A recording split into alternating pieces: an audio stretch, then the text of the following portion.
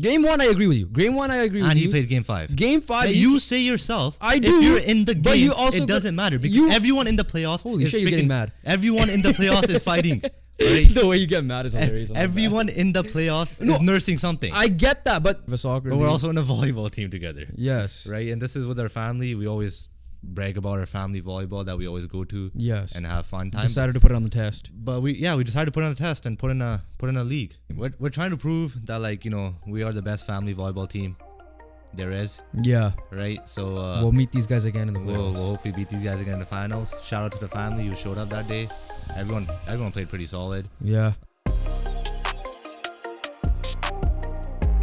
What's up, everybody? Welcome back to the BTR podcast. Before we get started, please like, comment, and subscribe, and also help us get to 200 subscribers as fast as you can. We're officially off 173. Yeah, that number.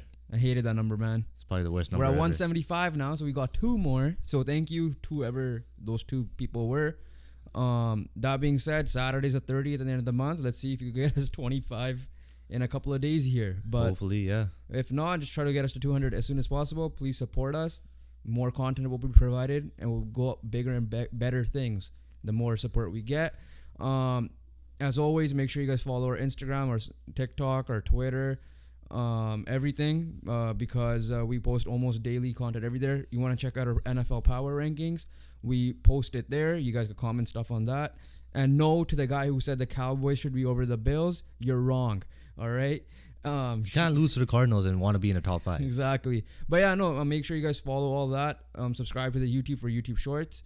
And audio platforms, if you guys prefer to listen to the podcast while you're driving to work, or you're listening to it at work or school, wherever you are, download it to wherever you guys listen to it, and make sure you guys hit that, rate the podcast 5 stars, again, to help support us, and download it as well. But before we get started, we dropped a special pod yesterday featuring a special guest analyst from Canada Soccer, performance analyst himself, right? Performance analyst. He's a performance analyst on the Canadian national team. Peter Galindo. Yeah, he is currently just an analyst, a journalist for One Soccer, Canada Soccer, co-host of the Northern Football Podcast with Ben Steiner and Alexander Gonje-Ruzic. We've heard us allude to him a lot especially during the Canada Soccer period. Yeah. The good and the bad, mainly the bad ever since we started. He was the guy that was supposed to be our first guest when we mentioned that we were supposed to get the guest on. Yeah. It was Peter. Due to obviously busy schedules, we weren't able to until now. So make sure you guys go check that out. Everything soccer, all things soccer. Obviously, heavy Canada soccer focus. Talked about the situation.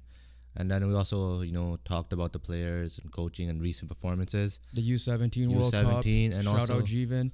Yeah, and also the European. We talked about Man United. You want to know who he thinks is going to win the Ballon d'Or? Go check that out. Yeah. All right. It's a long pod, but it was a fun pod. He enjoyed it as well, and I talked to him, and we're probably looking to bring him on, recurring, not like every week or maybe once every other month, depending on if there's also big news. But make sure you guys check that out. Such a cool guy. And while you're at it, check out the Alex Adams podcast as well, to talk Canada basketball, where we did that as well. So yeah, check that out. But without a further ado, let's get right into it, man. We're finally not starting with the NFL. The Milwaukee Bucks have sent the message to the entire NBA. And that message is... And to Giannis Antetokounmpo as well. Yeah, and that message is, welcome to the best duo in the NBA.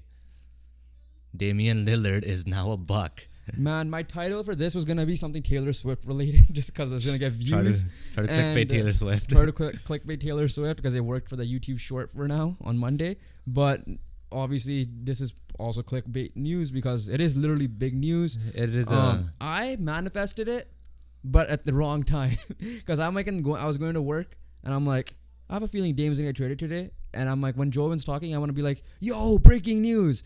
Well, it happened during work. It happened in the morning. It didn't happen. But yeah, no, 3-team deal involving the Bucks, Portland Trailblazers, and the Phoenix Suns. So before we get into the trade, what the trade was, Miami. Obviously, everybody assumed it was gonna be Miami. And then Toronto somehow became the favorites. The names like Chicago Bulls came up to the point where people thought those names were, even if they were betting favorites, they were supposed to get Miami to budge. Miami clearly did not budge for whatever reason. We'll talk about all the teams that were involved: the Sun, Heat, Raptors, Blazers, whatever, right? And Milwaukee, I did say when we first heard the trade request that Milwaukee should be calling, but we're like, okay, what are they gonna give up? And I don't know if the Blazers are like giving like a FU sign to Miami, like, yeah, you ain't getting him no matter what unless you give us this, because the return was kind of underwhelming. So the trade was okay. It was better than some other returns and like bigger deals as well. Blazers usually get finessed, and I would say didn't get fully finessed. Obviously, they could have gotten a little bit more, but like the core part of what they received was pretty solid. We'll get into that, and then I'll explain why I think they got a little bit finessed, because the Bucks did receive only Damian Lillard, nothing added to it. Like you sometimes see a salary filler, but it's just Damian Lillard. Like Jovan said, to probably make the best duo in basketball. The Suns were involved in this, and there were rumors that Dame could somehow be a Sun, which I don't know how. But there ended up being a third team, and they acquired Yusuf Nurkic from the Blazers, so Blazers salary dumping him, with Grayson Allen from the Bucks, Nazir Little and Keon Johnson from the Blazers. Nazir Little obviously bouncing around after having a pretty big draft fall from his draft class and trying to make it work. The Blazers, so who we'll get into right now, as soon as I mention it, they get DeAndre Ayton from the Suns, Jrue Holiday from the Bucks, Tumani Kamara, I believe he was a second round pick last year from the Suns. Yeah. They get an unprotected 2029 first rounder and 2 pick swaps unprotected 2028 and 2030. So off the bat, if I'm letter grading it on the top of my head, the Bucks obviously receive an A because you get the guy to pair with Giannis and Middleton and Brook Lopez. The Suns, I think, did well in here. I'll give him like a high B+. Yeah, I'll give him a B+. Because I don't know how much an upgrade Nurkic is to Aiden. I'm giving you a B+. But because Aiden's history with the Suns hasn't been the greatest, right? Like wanting out. Obviously, Frank Vogel was brand new. Maybe we would have seen an opportunity. There's that's why I'm giving him a B+. The Blazers, for me, it's still a C+ trade. It all depends on what happens with the Jrue Holiday trade. So let's start off with the Blazers off the bat. C+. I was leaning towards C. Yeah, C+. Like for me. I was leaning towards So C. off the bat, I'm underwhelmed with the picks. Like I don't care. The only thing they got is one pick. People are gonna realize a pick swap. Yes, they have the rights to control the pick. That could just easily mean that, for example, when AD and trade to the Lakers, when the Lakers shot the bed in the beginning of the year, everybody assumed they were going to get Victor Wembanyama because the Lakers were going to shit the bed. Who ended up shitting the bed? It was New Orleans. So same thing here. Like the Bucks could still be the better team than the Blazers in 2028 and 2030. That's way too far down the line. Yeah. I think they needed more than one pick here. And clearly the Bucks were out of picks. That's same thing with the Heat. Same thing with, I think, the Lakers, if they wanted to somehow get involved with anything. But one first round pick unprotected, I don't think that's enough, because you don't know who this Tumani Kamara is and how he's gonna do. And DeAndre Ayton hasn't shown anything crazy that like you would expect, like a Tyler Hero who was rumored to be in it. DeAndre Ayton is a good player. Right? Yeah, we'll give him that. He is a good player. They got a good player in return. They got Jrue Holiday, absolute stud in return. Probably gonna move on from. They said they were trying to move on him, which makes sense. Jrue Holiday will feel bad because literally yesterday he said he wants to retire a buck. Yeah. And then he gets traded the next day. But yeah, no, DeAndre Ayton is an upgrade over Nurkic. I'm giving you that. That is for sure. I think because they were getting off Nurkic anyways. Yeah. Whether they got DeAndre Ayton or not. Ayton is a better defender, even though he might not show it sometimes. Yeah. And Ayton, I believe, is a better finisher around the rim than Nurkic, even though Nurkic himself is pretty solid offensively. Nurkic post-injury, obviously, it wasn't the same. He was never the same after that gruesome leg break. So here's the thing. I'm underwhelmed with the return, but I like what they're doing, because now you have the backcourt of Scoot Henderson. It's officially his team. Yes, it could be DeAndre Ayton's team for the first year, but I ultimately think it's Scoot's team, and everybody knows that. You pair him up with Shaedon Sharpe. You still have Anthony Simons. So you have three guards there. However you want to rotate it, you could do a 3-guard lineup depending on how it goes. I don't know who they still have Jeremy Grant, so they could try to offload him, but they gave him a max. So that's kind of a tough. This is where, remember when we were grading the signing, now looks like a horrible signing, but he could play his value. And he could still play his value. I mean, Ayton and Grant as a front court duo is not the worst. Obviously, it's still manageable, in my opinion. And then obviously that young guard rotation between the three of Simon, Scoot, and I'm sure they have a small forward there. They're building a nice little young core now. That is something that they have in place now that they could. Here's the thing: this team with Jeremy Grant, DeAndre Ayton, depending how it goes, I'm not saying they're gonna be a play on lock, but they'll be a fun team that I won't be surprised if they somehow finish the 10th. But like how like the low. Under 500 10th seed. They will be better. They'll challenge it for like the Utah Jazz of last year. They'll be better than last year what they were, because last year was terrible. And there's no expectations this year. Yeah, that's true. And it doesn't even matter if you're 15 seed. Who cares what happens to you guys this season? Like, you're not supposed to do anything, especially when you trade your franchise best player of all time. They are the worst team, or I don't know, between them and the Rockets, probably the worst team in the conference. Would you consider Dame the franchise all time best player? Now here's the thing, right? Recent memory, obviously. Recent memory. I'm talking about my time, right? Like, I don't know anything before. Our time, for sure, because I never really watched Clyde Drexler play. Obviously the Jailblazers I heard were fun. The Jailblazers meaning Scottie Pippen and those guys. After he left the Bulls, where they play the Lakers in the conference finals, I believe. But yeah, I would consider Dame because he was the most loyal. You could only do a certain thing, right? Like I said, this whole situation is different from James Harden's situation where he's trying to change teams every year. Dame wanted to make it work. They didn't help him out. Now, granted, it's not the organization's fault in terms of signing. Maybe nobody wanted to go there. But in terms of trades, you have to make better trades to help him out. Yeah, that's right? true.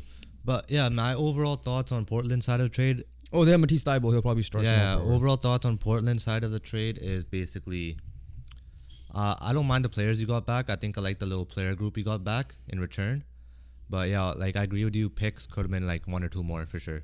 Yeah, because that's what they were asking from the Heat and the Raptors, right? So, and they were asking for Scottie or OG. And yeah, from the Blazers side, like I said, I like what they're doing, and as a team, the return underwhelming. We have to see what happens with Jrue Holiday. So the last thing with the Blazers, the reason why I'm not confident in what they're gonna do with Jrue Holiday is because the CJ trade was underwhelming, in my opinion. The Norman Powell for Gary Trent trade was very underwhelming. That was just a bad trade. Yeah, that's so not underwhelming. That's just bad. Yeah, so they haven't gotten the true value of each trade, right? Because when the CJ trade happened, it was Josh Hart who ended up getting flipped. Yeah, and they gave away Larry Nance. Yeah, as well, right? Like on the top of my head. I don't fully remember that trade. It's been a while now. It wasn't great. It wasn't great ultimately. Like I don't think this one is better. This one it is for sure because you involved another team, but they could have gotten way more from one of these other teams. And I'm just saying pick wise, not like player wise. I'm happy what they got player wise. Yeah. All right, let's move on to the Suns in this. They got a big W. Yeah, because like we're gonna tie the Jrue Holiday stuff to the Heat afterwards, so we'll close up on the Heat. All right. Biggest question mark for me for the Suns was how the hell they're gonna fill out the roster. They got Yuta Watanabe, right, in free agency and made some decent signings during free agency to fill out the roster. But getting in Grayson Allen, a 3-point scorer off the bench. Not even just before you even go to this trade, Yuta Watanabe, Eric Gordon, Drew Eubanks, right? You paired that up with the 3 guys you have in the front court. You brought back Josh Okogie, who had a solid year for them. And so like so then you add in Grayson Allen off the bench, 3 and D, like 3-point scorer and a dirty player. But like, if dirty players are good defenders at the end of the day, right?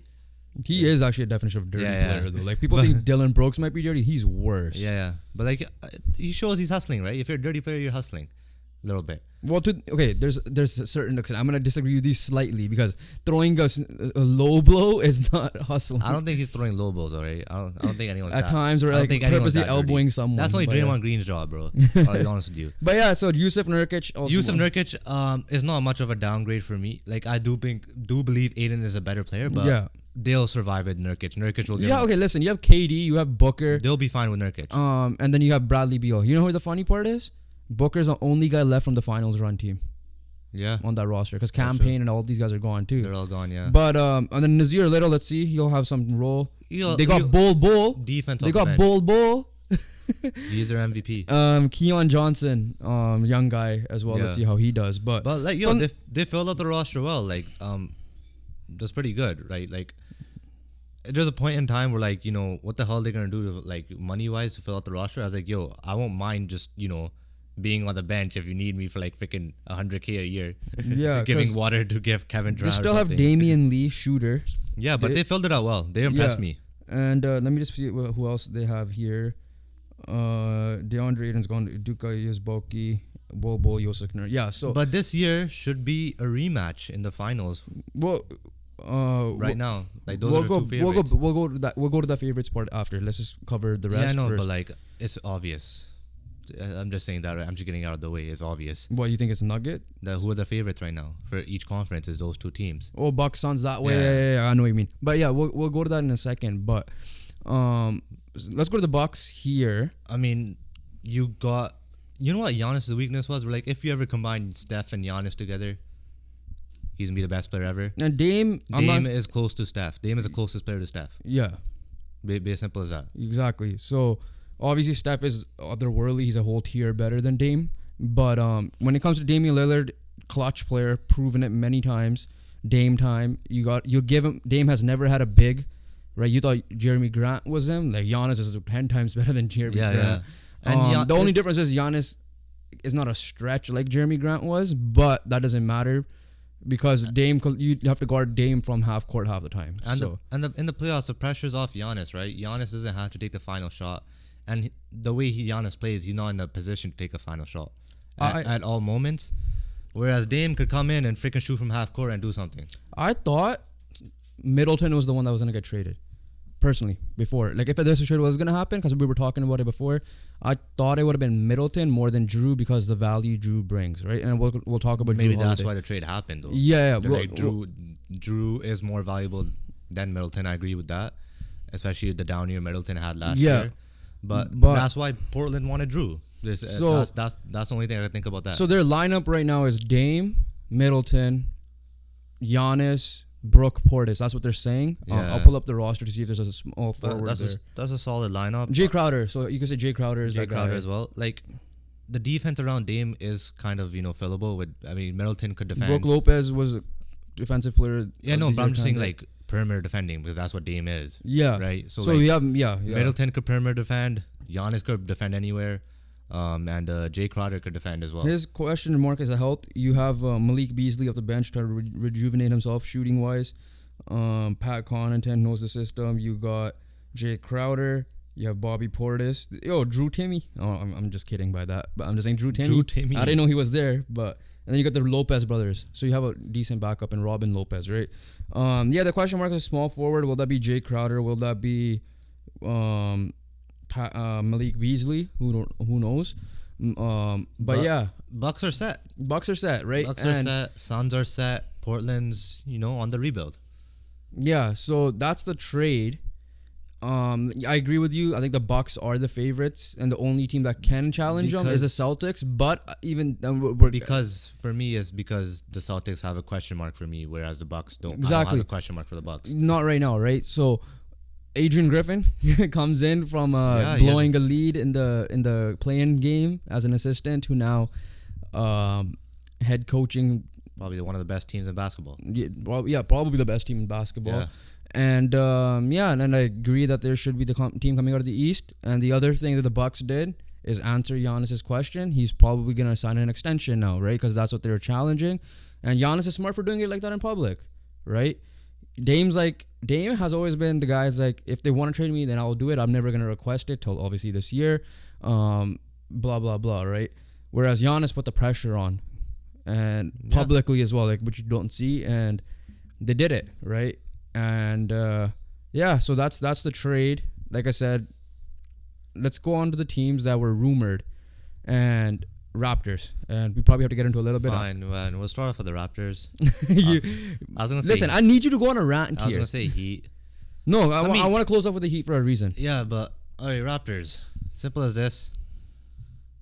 if you're gonna offer for Damian Lillard, you gotta put a proper offer out there, right?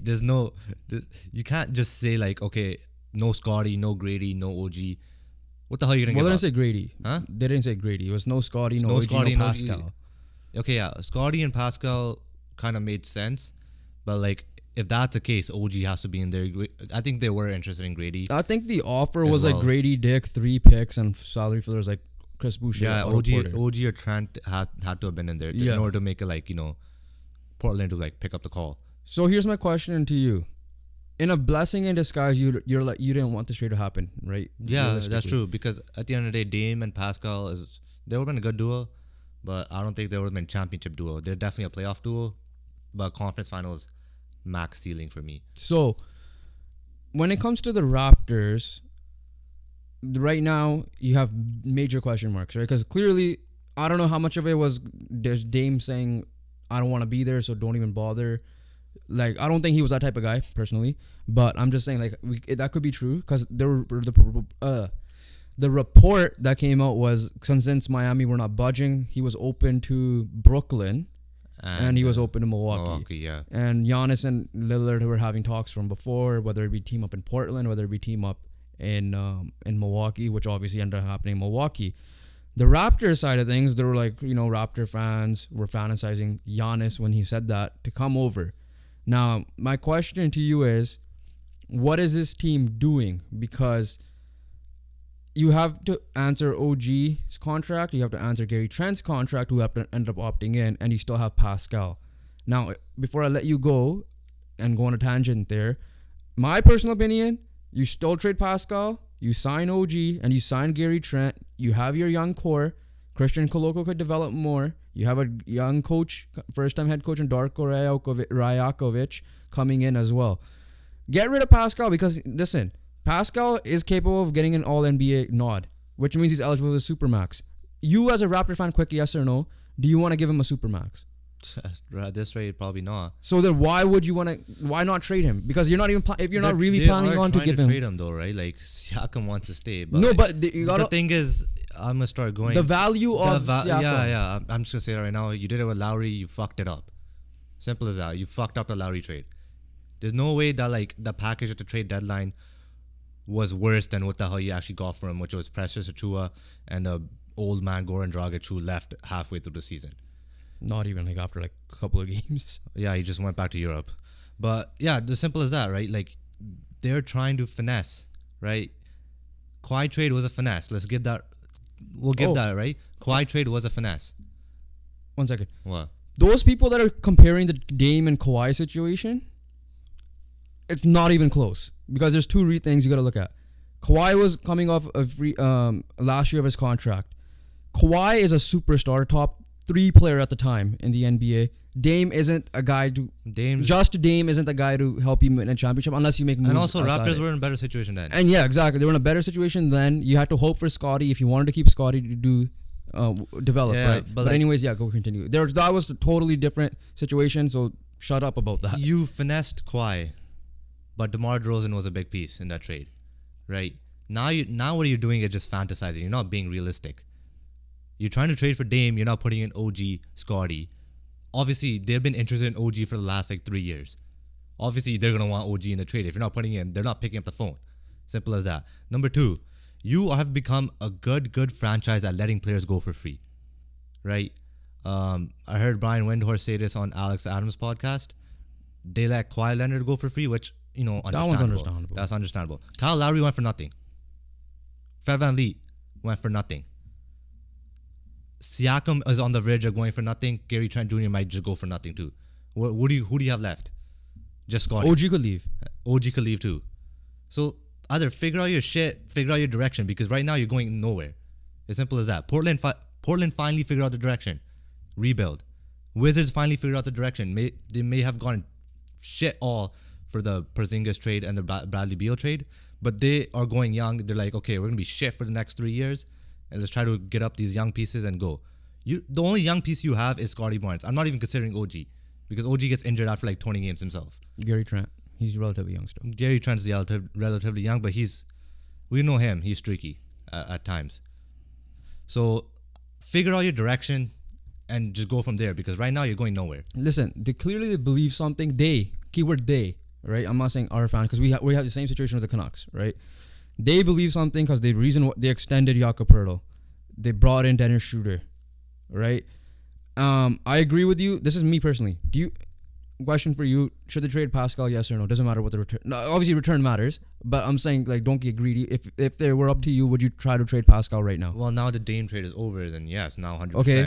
Should they trade OG and Gary Trent, or keep one, or keep both to build around Scotty, because they're perfect fits with Scotty? I mean, I would. OG's on the little bit of the older side. I think he's like north of 25 now. Which is still fine. Which is fair. But it depends on the trade. Like I said, if it was a deadline trade, you have to go for it. Yeah, that's true. But like if someone like OG's not, I'm not like putting OG on a trade block, but if someone offers me like a package for OG, I'm gonna accept it. Okay, so what do you think of the rumors that Sham said that the teams that were out on, stick with the Raptors, because I'm still gonna bring up the Heat in a second here, because they're the biggest loser out of all this. Yeah. That Jrue Holiday could be a Raptor.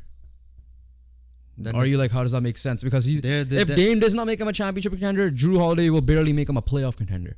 Like they should be like there should be a bottom end playoff team then. But it's gonna be what you were this year with 5-9 league, but just slightly better, probably. Slightly better, maybe, depending on. Not much of a shooter as Fred, but a better defender. Yeah, better defender.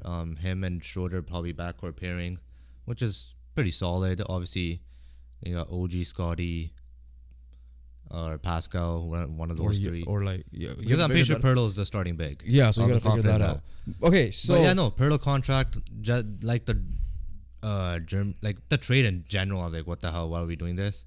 And basically letting Fred go for free. Should have been traded at the trade deadline. I just didn't know, like, why did Masai make that move at the deadline, thinking that, like, I don't know if Masai wanted a championship, and if you thought this team would bring him championship, Masai, you're an idiot if you thought that. Let's be honest, because you haven't been good ever since championship year. Okay, so here's my question to you with Masai. Yes, he changed your franchise all around. He helped get the development coaching staff with Nick Nurse, before that Dwayne Casey. Obviously the development staff, the medical staff, you have one of the better ones in the league. Now, even with the front office wise, you guys did finesse the Kawhi trade. Now, let's face it, a lot of that is because Pop did not want to trade him to LA, especially the Lakers. That's true. Because they were offering a lot more. So you ended up getting that, because the same thing kind of happened with the Heat, but what's worse, because how much do you think he's, in terms of trade, because he instilled a culture there for sure. He did. Terms of behind the scenes stuff. He's doing everything fine. It's just that, how overrated is he in your opinion in trades now? Now, the more that you see it, he's just trying to. Ever since the Norm trade, he's trying to repeat history right now. He's trying to do what he did before again, and obviously, I guess he's like, oh, I pulled it off before. Maybe I could pull it off again. I'll give you this: DeMar DeRozan is a pretty darn good piece to get rid of, right? That DeMar DeRozan was better than any piece you have right now. So the fact that you were willing to give up DeMar DeRozan then for Kawhi Leonard, who is much better, I don't understand why you wouldn't try to get Dame and give up on Gary Trent and OG if that was the case. Exactly. Right? Scotty, okay, understandable, but if you trade Scotty, then you would hope to get another piece to help Dame, for example, Giannis. The only player, like I said to you before, as much as I love Damian Lillard, I'm a huge Damian Lillard fan, I don't think he was putting you over the top unless you pair him with someone. And I'm not even saying like a CJ McCollum. I'm saying like, not even like, it has to be like a clear number 1A, 1B combo, right?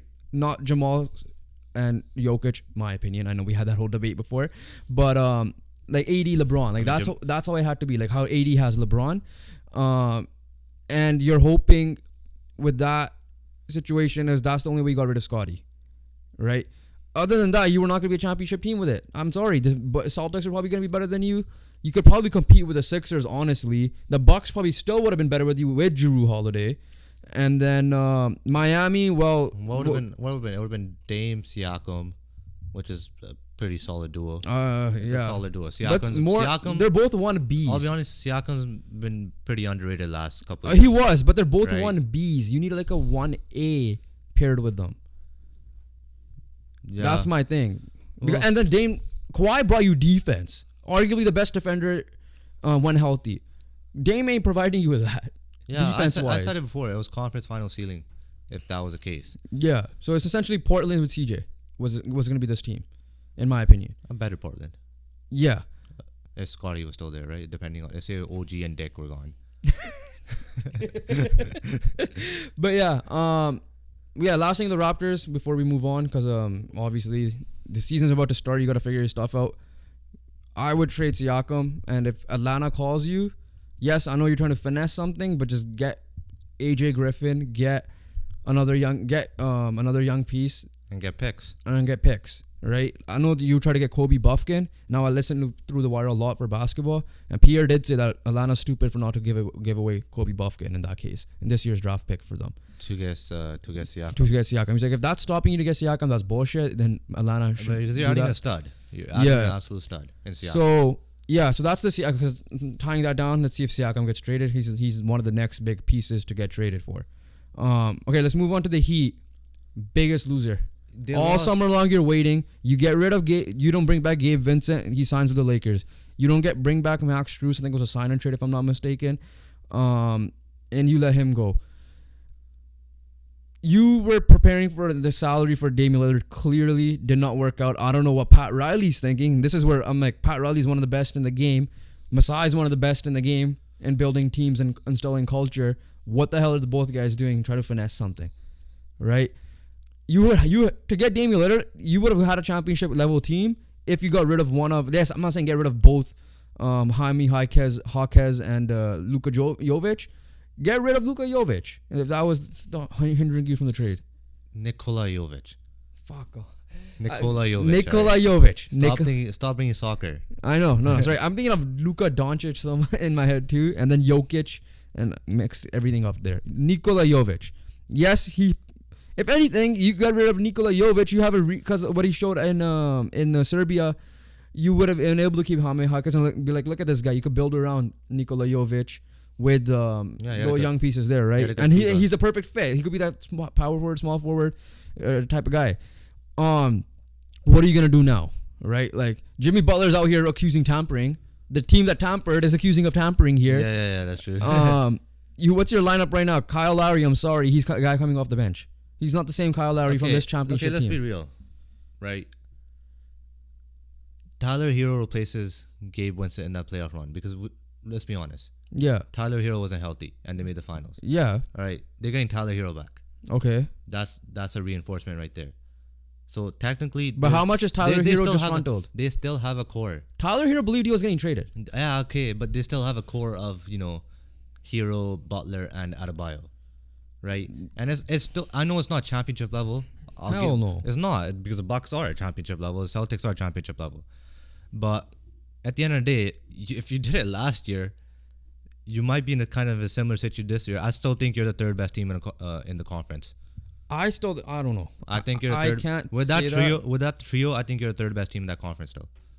And you should be the third best team in the conference. I can't say that for sure because barring injuries, because they do get injured. well, the problem here's the thing: the Heat, they don't take the regular season that serious half the time. Because Jimmy Butler was injured for a lot of the time. Kyle Lowry was injured a lot of the time. Who's your main ball handler? It's Kyle Lowry. Kyle Lowry couldn't handle the ball. He's not going to score for you. But he struggled during the regular season. We're at the point where it's like, can we just get rid of this guy during the regular season? Now his worth is there in the playoffs. I get it. But how much does it help that Giannis was injured in the first round? Yeah, Be it does real. help. Yeah, Giannis was it injured does. in the first round. It does. But Hero was injured too. They both played. Giannis is not Hero. Yeah, I know Giannis not Hero, but let's be real. Or the other way around. Sorry, Hero's not Giannis. Yeah. But let's be real. The Heat went on a run, and we give them all credit for that, right? They beat the Celtics at full health, anyways. They who they play in the second round? The Knicks, okay, whatever. Yeah, whatever. That one's a whatever. Yeah. But at the end of the day, they lost. Heat won game 1 with Giannis in there. Heat won game 5 with Giannis in there. Not fully healthy though either. The playoffs. But I'm just saying in general. If you're in the game, you gotta be real. You still gotta be realistic though. That don't matter if you're in the game. Giannis was in the game. The other 3 games, I don't care what the hell. Game 3 and 4, understandable. Giannis didn't play. Giannis played game 1. Giannis played game 5.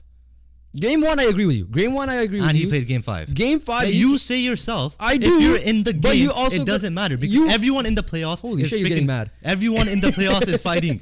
Right? The way you get mad is hilarious. Everyone in the playoffs is nursing something. I get that, but You So have don't a use guy. that Okay, so excuse fine. to- Kevin Durant in the Raptors final. When he Yeah. came to play, you're not going to use that as that's a legitimate excuse. He literally tore something during that game, coming off a serious injury. I'm not sure if Giannis was that to an extent. I agree with you that if he's He's playing, still whooping our ass. okay, but my point to you is Kid, he kicked you our still ass. gotta be realistic that this championship it was because of that injury. Yeah, I agree with that. I'm Giannis not wasn't saying that. fully there, and the Heat are smart enough to go at him because of that, because they didn't have other pieces around him to pop off. Right? The Heat, they were barely beat the Bulls to even get to that spot. How much do you believe losing Gabe Vincent and Max Strus and not really replacing them with anyone but Thomas Bryant, who isn't dumb because that's a completely different position? How are you gonna do that? Now, Well, one of them is replaced with Tyler Hero. yeah, that's fine. But Tyler Hero was there during the regular season, and they were still a bottom team. Well, they were injured during regular season. You said himself. Butler was hurt. I'm basing it off the playoff run, right? Like But that Heat team was the best Heat team in the playoffs compared to all year. They were the best in the playoffs. But it's not always easy Without to integrate. Tyler Hero. It's not always easy to integrate a guy just like that either. We've seen that with other teams before. Integrate a guy. Tyler Hero's not a new guy. Not a new guy, but like Tyler Hero's Okay. been on that team forever. He's been. I'm not saying that. Like you're reintegrating him into a certain point. Let's see what. I don't think What, they're a top three. the beginning team. of the season I when don't think everyone they're- gets reintegrated? I don't think they're a top 3 team right now. Who's better than them? Bucks, Celtics. Okay, yeah, I'll put the Sixers. I'm not putting. And they're in the Sixers same tier. level. Sixers were disgruntled Harden. They're in the same tier. Fine, you want to put them? They're still in the same tier that could fight with us. Cavs, the Knicks, and these guys, the Sixers. Okay, they're not a clear-cut number 3 in my opinion. I won't be surprised if they are in a play-in spot. They're at the minimum a play-in team. Now, to your point, They have the best trio. To your point, this is where Jrue Holiday comes into play. This is where you go get Jrue Holiday at all costs and go get Buddy Hield. Then I agree with you. They're probably a second-best team. Yeah. Because currently constructed, I don't think they're that good of a team. They're definitely not a championship contender whatsoever. Yeah, I agree with that. That's the whole point of this. But I still do believe they're better. If you're the third best team, you could be the third best team and not be a championship contender or right. anything. But I'm just saying, like, they will still make the playoffs. I still believe, when healthy, they are a better team than Fat Suit Harden and Embiid. I still believe they're a better team than the Hawks. I still believe they're a better team than the Knicks, right? Honestly, a lot of it's debatable because, yes, we're assuming Tyler Hero is going to come back to what he was. Okay? You also got to remember he had a bad second year as well. Right? Everyone has a bad second year. year. No, that's what I'm saying. Tatum had a bad second year. Hero popped off his third year. Tatum's a different level, bro. Tatum's a different level. Hey. He struggled the second year. He came Hero back, he struggled got 6-man year. Hero had a good rookie year. Hero did good in the third year as well. All right? It's fine. He was 6-man of the year. I'm not saying Hero is Tatum, but I'm saying don't put the sophomore slump on anyone because Hero's been good ever since. Tyler Hero, there's still, you got to look at his defense isn't fully there. Okay?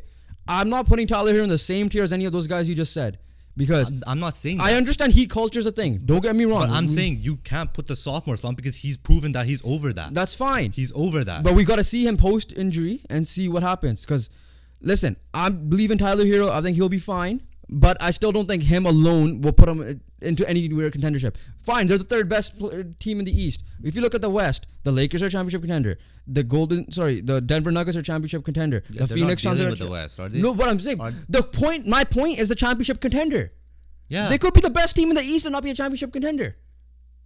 Right now. If they were on paper. Like, let's just say Boston was in the West and Milwaukee's in the West. The whole point I'm arguing is a championship contender. I don't give a shit if they're third place if they can't do shit in the I'm saying they're not as worse as you're making them I think they're pretty bad. They're not as bad as you think they are. I think they're pretty bad. That trio is better than any other team in that conference. Will you be surprised? Question for you. Will you be surprised if the Cavs finish ahead of them? Cavs, no, not really. Will you be surprised if the Sixers finish ahead of them? Yes. I won't be. Harden. Listen, I don't care. That's fine. Hey, we're assuming the most disgruntled player right now is Harden. I agree. Trust me, he's gonna make that situation agree with that. terrible. Right? He's gonna make it terrible. Like how you spit into a mic, I just spat into a mic right now. I agree with the thing, but we're assuming at this point, and I get it. We have history on that. I won't be surprised if the Sixers finish ahead of them because Embiid's that big of a monster, in my opinion. Because you have Tyrese Maxey and Tyler Hero on the same damn level. If you're going to believe me on that, then Bam Adebayo ain't scorer. Yeah. Bam Adebayo is not a scorer. Butler's still Himmy Butler's still.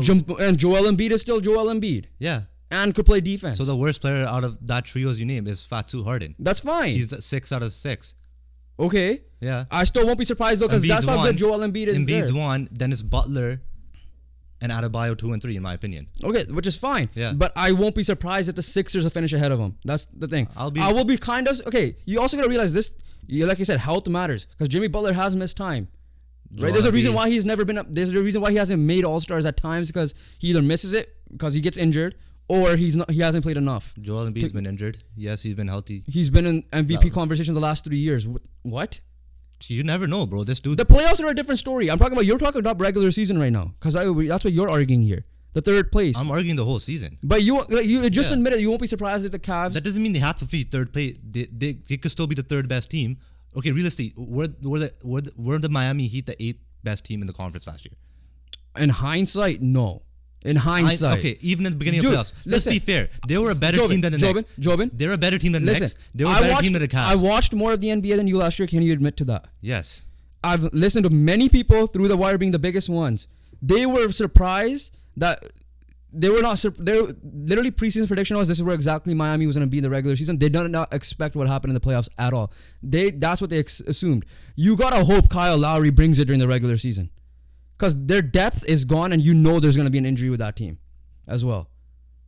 You gotta admit there's zero depth on that team. You had Gabe Vincent and you had Max Strus. So now let's get off of this topic. We're gonna agree to disagree here because we have an NFL to get into.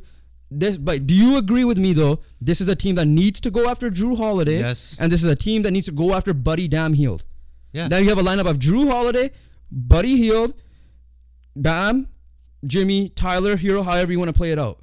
Right? You still have I think you have Caleb Martin. Okay? Then this team will start competing with because we're going to transition to Jrue Holiday here. We'll agree to disagree with the Heat. Great debate. I understand your point. I just don't feel that way. All right? We'll see who's right when the season goes up. I just don't feel like they're worse than... They're still... You got to admit they're still the biggest loser. Yeah, I'm not saying that. Because they lost pieces just to get Dame and they don't get Dame. But I'm just saying, I just don't feel like they're the worst that you think they are. Like, I don't think they're as bad as you think they are. Okay. That being said, I still think they're going to be a play-in playoff team. But you guys will find that out when we do our playoff predictions, assuming more stuff happens. But Jrue Holiday... Let's talk about him. I'm saying right now, the Heat need to call and fix this shit out. Yeah, you have a disgruntled Jimmy Butler calling out people for tampering right now. All right, yeah, we already said Heat. Obviously, other teams. Celtics. The obvious teams, get it out of the way. Celtics. And I saw that picture, and I was already thinking Celtics before I saw that picture. If Celtics get Jrue Holiday, they could be contenders out of the East automatically right there. Yeah. I don't know how they're gonna make it work with contract because you ain't getting rid of Kristaps Porzingis either. But you have a lineup of Jrue Holiday, Jaylen Brown, Jason Tatum, Kristaps Porzingis, and Robert Williams. Your question mark was center and point guard. And they addressed both. You would address both if you get Jrue Holiday. If Jrue Holiday is there, I will not be surprised if they beat the Bucks as well. Yeah, no. I will not be surprised. They're similar, right? Like, they're... And Jrue Holiday has revenge on his mind. That's why I'm telling him to go to the Heat. The Bucks are obviously, heavy on the duo, whereas Sixers have the one star in Tatum, but, like, around them is, like, all-star level players. Every realistic... In their career, all-star level players. You know how high I'm on Jrue Holiday. I'm a huge Jrue Holiday fan. Yeah, you are. Very underrated. Kevin Durant and a lot of these NBA players say he's the best defender that they've ever faced. And every team, including my Lakers, now I don't think it will happen, should make a call to Portland and try to get Jrue Holiday. Go get rid of D'Angelo Russell. I'm down to get rid of Jalen Hood-Schifino. At this point, even our first round pick from last year. That's how good Jrue Holiday is, in my opinion. And I would pick the Lakers out of the West immediately if that was the case. Jrue Holiday, those three are obvious spots. Obviously, Phoenix, they need a proper point guard, better than Bradley Beal. Yeah, you could talk there. I'm gonna just pull up other teams that are kind of obvious. If Denver, I'm calling. Dallas, I'm calling. Yeah, Dallas is the one I was about to say. They were saying Golden State, but you just got Chris Paul, so I doubt that will happen. Clippers, I'm calling. Let's be real. I don't think Lakers are happening. I don't think. No, I'm just saying these are the teams that I'm saying that could fit perfectly. That should be calling. Clippers, I'm calling. Clippers, Lakers, I'm calling. Honestly, I'm putting Lakers at the bottom of the list. That's fine. I'm dreaming because I want Jrue Holiday. You're dreaming. I think you're dreaming too much. But I won't be surprised. I think you're still filled out pretty well. Like no, I think we're fine. But Jrue Holiday puts us over the top over D'Angelo Russell. But I'm saying, let's get past the Lakers. The teams that must, Clippers. The teams that must are Clippers and Dallas for sure. Right? Clippers, You get Jrue Holiday with Kawhi Leonard and Paul George. You're telling me the best. Don't tell me that's not the best. You ain't scoring. That's the best defensive team in the NBA. You ain't scoring. You'll be lucky if you get 100. You just gotta hope the other two play. That's it. Just pray. Like, and the 65 games thing starts right now too. Yeah, if you're a team that's gonna face that Clippers team with Jrue Holiday, just pray that one of them is resting. So I'm gonna make more teams for a second. The obvious ones on the top of my head: the Celtics, the Clippers, the Heat, and Dallas off the bat. And you could the sleepers you could throw in, or like the Lakers, the Nuggets, right? Because Nuggets lost Bruce Brown. They should go after him and pair him with Jamal Murray in the backcourt. That team could go back to the finals again. That's nasty. That right? is nasty. Under the radar team for me, OKC. Yes. It's like the Chris Paul vibe all over again. It will be Chris Paul. And you could get rid of Lou Dort. He's your Lou Dort, right? I'm sorry, I love Lou Dort. I'm a huge fan of Lou Dort. But you go. I mean, look, let's be real. And Lou Dort could fit. Portland. Yeah, but it doesn't even have to be Lou Dort. You have like a freaking shitload of picks you could give up. Yeah. To get Phoenix and LA are in the same category in terms of that thing. But not Golden State. What did I say? OKC, Sacramento. Yeah, Sacramento. New Orleans. Bring them back. Yeah, might as well. Those are the three that I'm like from the West. On the East, Indiana, same vibe as OKC. Yeah. Now these are sleepers. I don't think these ones are gonna happen, but OKC could be realistic because they have a lot of picks to give away too. Yeah. I think it's realistic, and then maybe Atlanta, if they really want to make a push for something, right? Those are and Philly. Philly's very high on him right now to bring him back. Yeah. Philly needs him, especially with that situation. Maybe a Clipper 3-team trade again with the Clippers this time. That could happen as well. Philly, bring him back. Definitely Philly's better than Miami 100%. In that case. Yeah. But Jrue Holiday is a hot commodity right now, and Portland better be ringing up calls because Jrue is that guy. Any team I mentioned here that's contenders or close to being a playoff contender, call up Jrue Holiday. Not only you get an elite on the court leadership, you get off the court leadership, you get the defense, you get the points. So, yeah, that's the Jrue Holiday thing for me. Yeah, no, I agree with you. Yeah, Jrue is a guy. Finally, we agree on something. Jrue is that guy. Jrue is that guy. Just Raptors don't give up everything for Jrue because you guys should not be trading for Jrue Holiday. Because you guys should be trading with Pascal Siakam. Yeah, but like at the end of the day, like you said, anyone contender who's just looking to upgrade, Jrue Holiday is that guy. Yeah, for sure. Like I said, we listed our team names. Comment what do you guys think down below. We'll put up a poll on YouTube. You guys could decide. Yeah. But last thing of the NBA before we get over, it's a good topic, it's a good debate.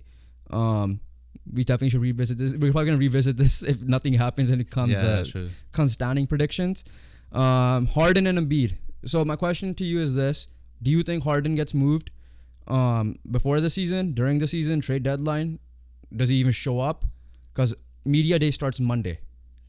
I mean, history has proven that like he will throw a tantrum. Hissy fit, hissy fit, whatever you want to call it, and they're gonna have to figure out a way to like get rid of him. It's as simple as that, because keeping him is not gonna benefit you at all.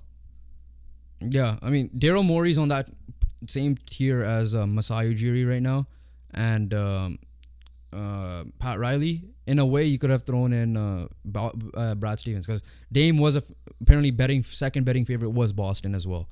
Thank God that didn't happen, but yeah. Second question before we close it off: is Embiid the next superstar player to get traded or request a trade? Because Giannis ain't no longer doing that. It's not Giannis unless something goes terribly wrong in Milwaukee. Let's be real, like Embiid's been put in shit situations, right?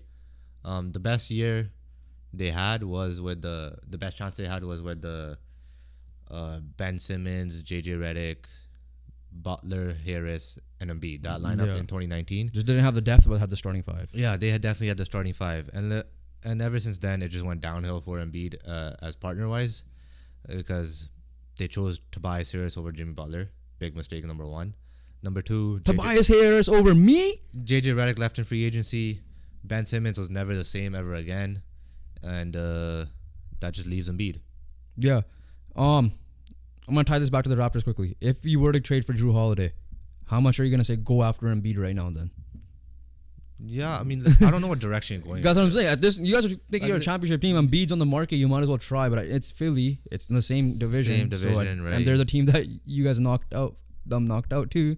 Yeah. So, Yeah, no, I think Embiid's the next guy to call this. Can't think of anyone else. Dame's already got it. Yeah, I mean, next superstar or superstar caliber. So all-star for sure. Yeah. Superstar caliber player. It has to be Embiid.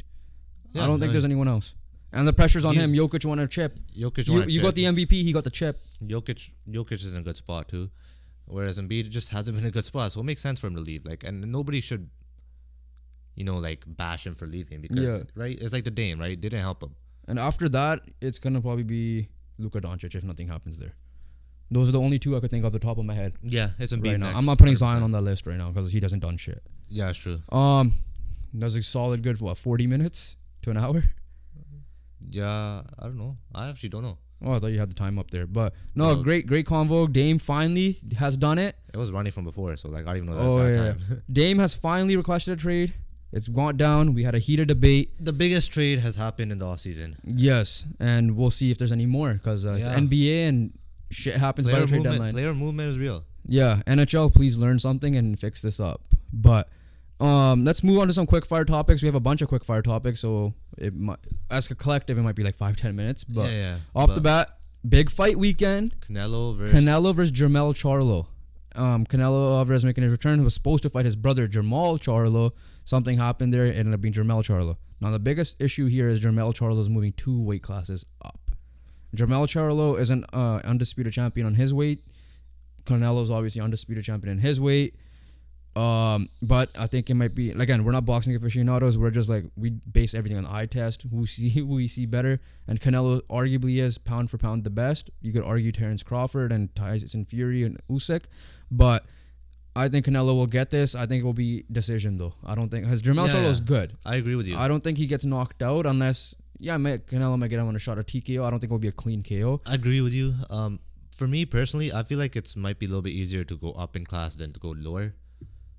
In my personal opinion, I guess if you go up in class, it's more like is your movement going to be hinged? If you go down in class, it's more so you have the energy levels. Yeah, because Figueiredo is moved up in weight and he's making his debut. I don't know if it's on a fight night or one of the UFC pay-per-views. But yeah, so it just depends on if you could just gain weight and not hinder his speed at the same time. Yeah. So. But yeah, I'm going with Canelo decision. Same thing as I just think he's gonna outbox him that way. And then hopefully, if that's the case and Canelo's willing to do this, now obviously outside of Errol Spence, fight rematch might happen. Terence Crawford is challenging Canelo. Canelo better take the fight. Yeah. Because Canelo and then Terence Crawford has said, I'll move up to the same weight. Wherever you want to go, I'll go up to it. Canelo's made an excuse saying, I don't want to go down that much. But Jermell Charlo is also linked to fight Bud Crawford, which is also a money fight. Yeah. So I need to see Canelo versus Bud if it's realistic and it doesn't hinder the quality, like you said, with the weight classes. Give me that fight because that will determine pound for pound for sure. Yeah, that's for sure. But it's like the Volk versus Makhachev right now. Yeah, but let's just get these done, bro. Like I know, there's a lot of things that go into setting up these boxing fights. They take forever, man. They take forever. That's why UFC fights, when you just see it, are pretty chill. But at the end of the day, I understand. You're risking your life. So for sure, the problem with boxing is the promoters want to make as much money as possible, and the fighters at times are scared to lose their undefeated streak. So, for example, there's this girl that fights on the Misfits under KSI's thing, Elle Brooke. She said that now that she got her first loss because she went up 4 weight classes or some shit in the Kingpin tournament. She did say now that I got the loss, I don't care. I'm gonna take every challenge I can. Before I was kind of reserved, I need to keep my but I still want to challenge myself. Now she's like, I don't need to worry about that, right? And shout out to Ryan Garcia for doing that. Yeah, shout out to Ryan Garcia because he didn't care. He made the Gervonta fight happen, and he, you said, he lacked the energy. And Gervonta made it hard on him. Yeah, right? Let's be fair. Gervonta was a better man, but making a guy go back down without rehydration clauses and all that stuff, it's kind of hinders his victory in my opinion a little bit. Yeah, no, but for sure. I still do believe they signed the contract. It's like you said about the injuries. Right? They signed the contract. And shout out obviously Garcia and he took it like a champ. Yeah, but no, that's the issue with boxing. The promoters try to get involved heavily. Yeah. This is where I love I'm not a big Jake Paul fan, but this is what I love what he's doing. He's trying to get people paid. Obviously KSI is doing the same thing on the YouTube side of things, more so than professional, but he's getting professionals, for example, Luis Pineda, paid as well. So that's what the model they need to go after. boxing, and then fighters taking it in their own hands. Because shout out to again Errol Spence and Terrence Crawford, because they know one of them was gonna lose. And same thing with Fury Wilder, even though Fury's ducking, piece of shit. Fury's ducking now, yeah. But yeah, so like that's what we need to see. Yeah. Let's move on. Carabao Cup started. Carabao Cup off the bat, Man City. The only the way we talk about this with Peter Galindo. He said treble though. To be fair, was the only way they could top their season was maybe get a obviously doing a treble is insane. Back to back trebles. It's hard, and they could still do it, but a quadruple, and they have no opportunity anymore. Yeah, Newcastle, tough first round matchup for City. I think it's round 3 overall, but like first. Obviously, City doesn't play the top lineups Yeah, that's usually. true. But yeah, Newcastle. But their depth is insane that it still matches it. Yeah, Newcastle who made the finals didn't get first rounded, and it ended up being now a finals rematch from last year. Yeah, so I'm not going to talk about all the matches here. It's the 4th round. Manchester United versus Newcastle is the they're talking about finals rematch. I love the way Man United played. Yeah, they had a good game. Surprised Erik ten Hag did that big of a turnover. Obviously, he kept the goalie in, but Sofian Amrabat's so good, and I hope McTominay does not touch the field as a starter or even in general, as long as they're healthy. Again, Amrabat's gonna help. Amrabat, Casemiro had the game of his life, and a lot of that is probably Amrabat sitting back for him. Guys running from left back to right wing. Yeah. The 3 youngsters, because Gore played well. Mason Mount showed why we signed him. Ten Hag just needs to figure out a way how to incorporate everybody and be happy. I don't think any of these guys are like Jadon Sancho, because I don't know what the hell he's doing and ruining his career. Let's be real, man. Like, I swear to God, if Ten Hag brings Anthony back in the starting lineup, I will not. I'll be honest with you. I will not be surprised. He shouldn't. I agree with you. I might just go bandwagon on the fire Ten Hag trade if I see Anthony on the field over like Pellistri or Mount because Mount had a good game, even though he was playing center mid or Garnacho. Yeah. Listen, I won't be surprised. I'm still backing Ten Hag because I ain't trying to fire a coach. I ain't backing you for Anthony. I'm telling you that right now. You messed up there. Yeah, because like honestly, you're not the only one that thinks that. Many people on Man United Twitter. Because it's clear you had Pellistri the whole time last year, and you had it the whole time this year.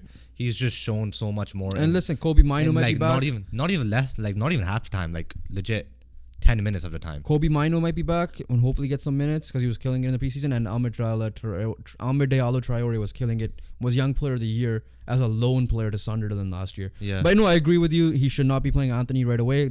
He's back in England though. Potentially in general. He's back in England though. But I won't be surprised if he's there and he still plays. Yeah, unfortunately, that's why I brought it up because I saw that report. Unfortunately, I won't be surprised if he does, and we'll just see how the games go. But yeah.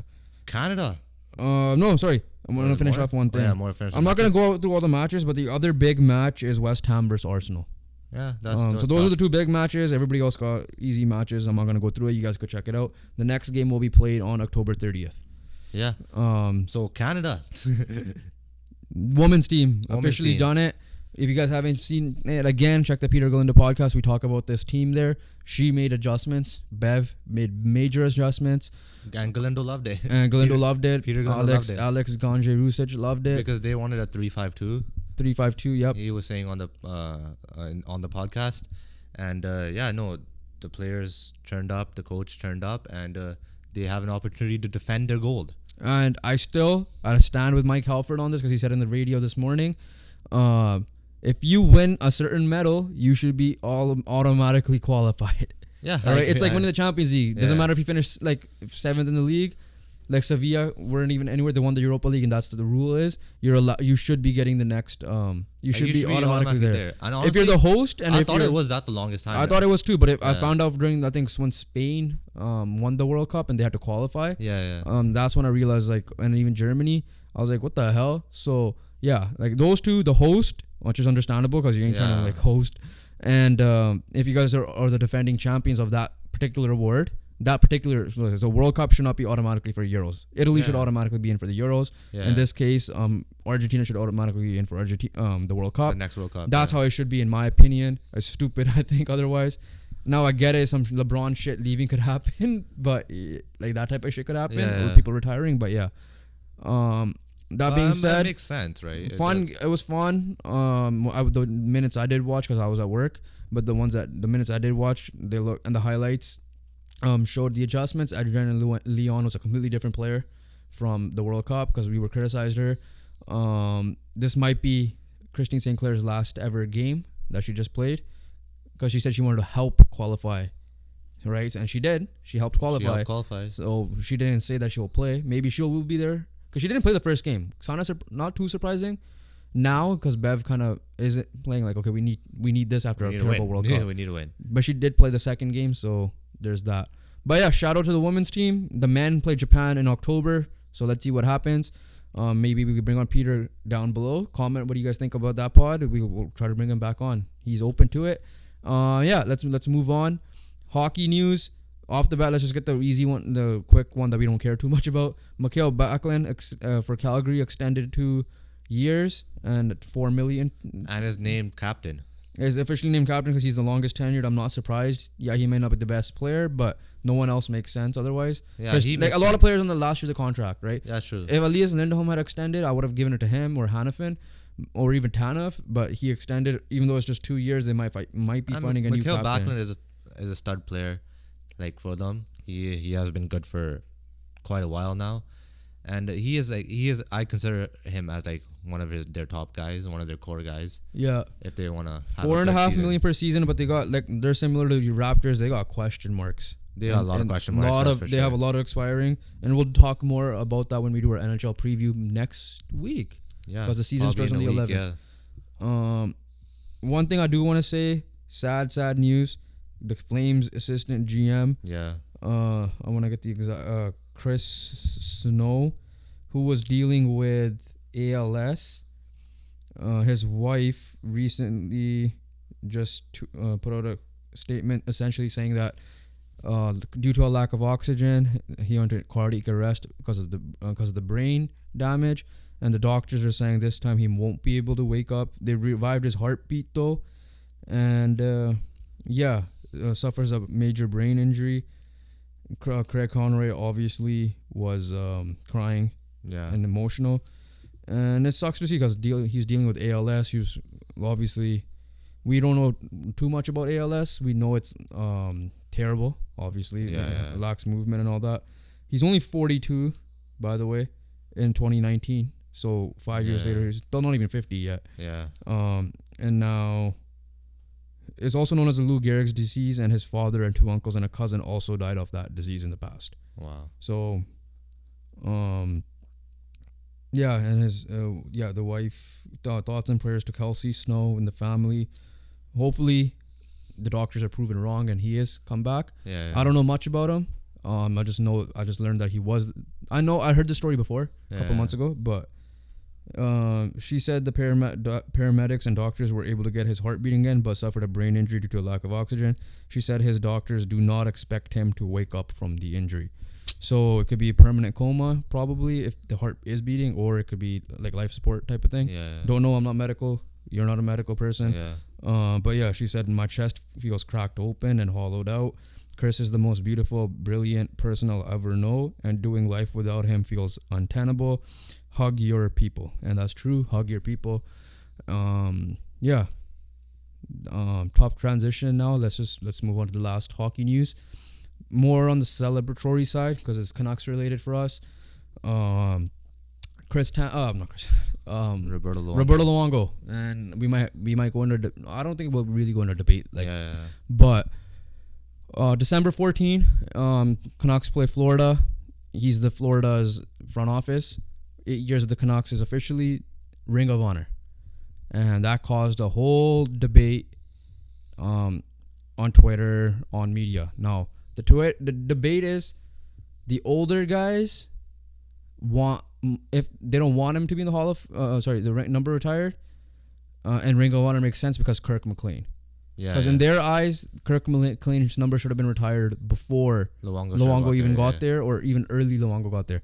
Now they're saying that if Luongo's getting retired, because at that time Kirk had all the records, right? Now Luongo does have all the records in 8 years. He spent more time in Florida. He obviously, I agreed that with Don Taylor, who's heavy on this, that he classifies himself as a Florida guy more. He left Canucks in a bad term with the my contract sucks debate. But he's also a Hall of Famer. Big reason why is because of his work with the Canucks. So that is true. That's the debate here. Sedin's Hall of Famers retired jersey. Stan Smill's not in the Hall of Fame, but he's a Canucks legend. His jersey deserved to be retired. Marcus Naslund is not in the Hall of Fame, but I think that one should not have been retired personally. Yeah. But Pavel Bure took a while, but he was officially in the Hall of Fame. Then his jersey got retired. If you're looking at that debate, then yes, a lot of the reasons why the Canucks did well, yes, I get it. He didn't have a great finals run against Boston. He did not have a great opening round, but the rest of it was not bad. I don't know where to feel this. I am team retire the jersey because that's the generation I grew up watching. Same. That's the only reason why. And I know we have family that might disagree with it because he didn't do well, whether it be because they hate Luongo, like Luongo, because he was a polarizing figure in that sense. He was. Ring of Honor minimum for sure. I agree with that. 100% guaranteed. But you're telling me a Hall of Fame goalie in your franchise, due to your franchise, not Florida, is not in the Hall of, his jersey's not being retired. I feel weird about that. So I am team retire both. Just retire both. Yeah, who cares, right? No one wears number one. Looking at it again, I'm the young guy, so obviously you grew up on Luongo. I grew up on Luongo, but every time I heard Luongo, I heard McLean as well. Yeah. Right, growing up, and I was actually surprised once I figured out that McLean's jersey wasn't retired. So I was like, okay, what the hell's gonna happen here? Because I feel like we're gonna come to this situation, and now we are. This is why I don't know if this is a hot take or not, and I've talked to you about this on camera. I hate jersey retirements. I genuinely do. Look at the European model. There's no you think you're telling me Messi should be wearing number 10 right now? Oh yeah, you think Ronaldinho should have been wearing number 10? Not have been gone. Maradona probably should have had that retired, right? Yeah. Now I don't know who wore before that. Number 7, before even Ronaldo, his first stint with United, you had Beckham, you had George Best. It would have been gone. I think he wore number 7 if I'm mistaken. It would have been gone. Right? So number 10, Rooney, and now it's Rashford, right? So even before Rooney, I don't know who it was, but that's why I hate it. Listen, yes, I'm a fan of my number, and if I don't get it, I don't care about it. I'm not gonna choose a franchise if I was a player based on a number. All right? As much as I love the number 12, that's my number. It defines a lot of stuff in my numbers in my life. You guys can figure out what I mean by that. And and I just think Ring of Honor makes more sense. Statues make more sense. I just think jersey retirements are whatever. I genuinely I get it. You're honoring them by their number. I get it. They wore it. Okay, realistically, I agree with you with some parts, but here's what I don't agree with you. What the hell are you gonna do to fill? At the end of the day, Ring of Honor is gonna get filled up, right? How many statues are you gonna make? No, so the statue is for example, in Vancouver history as of today, the Sedins are probably the only ones I could think of right now that deserve a statue. Right? That's that. So then level. Everyone else is Ring of Honor. Yeah, but then the current Ring of Honor should not exist at all. You could do a night for them, right? Because the Ring of Honor is still gonna get full. Alex Edler, for example, Canucks. Alex Edler deserves it. Yeah. Kevin Bieksa should be in it. Yeah. I don't know why he's not in it. Those are two of them that are gonna be added. You were in the Rogers Arena. It's already getting filled up. They should make it smaller. They're massive. Huh? They're massive. Yeah, that's true, right? Right, to a certain point, eventually, past our lifetime, jersey number is gonna be triple digits. Right? Yeah, the Yankees do not have a single digit number available. I think all of them are retired from 1 to 9. I'm pretty sure they're retired. Wow. So, and can you recall anyone wearing a single digit jersey right now on the Yankees? No. I don't care about the Yankees either. No, I'm just saying. But when you watch them play, I refuse. Okay. I mean, they play the Jays, but and they whooped us, so I refuse to watch that too. Okay, but no, that's my take. I think jersey retirements are stupid. I think they should follow the European model. That's me. Honor them a different way. It doesn't have. It could be something. It doesn't have to be in the ice rink. It could be in the stadium, those posters around. Yeah. Make a certain section for that, and people could come see it. Yeah. I don't know how to feel about it. I'll be honest with you. That's me. It might be a hot take for many people's eyes. I don't really care. And you avoid controversy like this. Yeah. That's true too, yeah. But I don't really care at the same time. I like seeing the guys' night. Yeah, honor them a night, for sure. I like seeing that ceremony. But at the same time, I guess, I don't know how you just make it make them a staple, make them a memory in the arena type of thing. Because at the end of the day, no matter if you're Sedin, no matter if you're Burrow, those guys deserved it. Yeah, that's it. Yeah, I mean, I don't know. That's just me. You know, I've always been like this from day one. Yeah, So yeah. I'm still sticking All by right, that. last bit of quick fire Oh, news. yeah, last one, because obviously Canucks related. We had to go a little bit longer. Yeah, Let me get the exact details. But I'm thinking it's just straight up he's suspended. just to start. Or no, off, he's fired. Oh, he's fired. Mel Tucker has officially been fired. Michigan State head coach, former head coach now. Had his contract terminated. I think he had a week to like plead his case or something, and officially just. So they failed to present adequate reasons why he should not be fired. Yeah. Or for cause after having what he described as a consensual phone sex with an activist and rape survivor, which throws me off completely after reading the last part. Yeah. 10-year deal, $95 million terminated.